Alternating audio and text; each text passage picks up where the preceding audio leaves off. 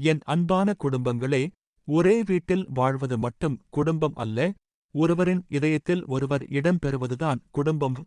உங்கள் வீட்டில் பேசப்படும் வார்த்தைகள் காயப்படுத்தாமல் ஆறுதலாக இருக்கட்டும். கோபம் வந்தாலும் அன்பை விடாதீர்கள். பிரச்சனைகள் வந்தாலும் ஒன்றாக நிற்கத் தயங்காதீர்கள். ஒருவரின் கண்ணீரை மற்றவர் துடைக்கும் இடம்தான் ஆசீர்வதிக்கப்பட்ட வீடு. மன்னிப்பு இருக்கும் இடத்தில் சமாதானம் வளரும்.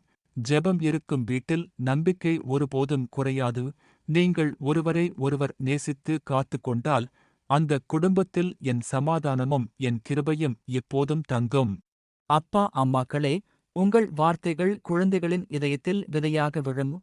அன்போடு பேசுங்கள், நம்பிக்கையோடு வழிநடத்துங்கள். என் செல்லக் குழந்தைகளே, நீங்கள் ஒவ்வொருவரும் தேவனின் அருமையான வரம். உங்கள் சிரிப்பில் வீட்டின் மகிழ்ச்சி இருக்கிறது. உங்கள் சிறிய ஜெபங்களிலும் பெரிய வல்லமை இருக்கிறது.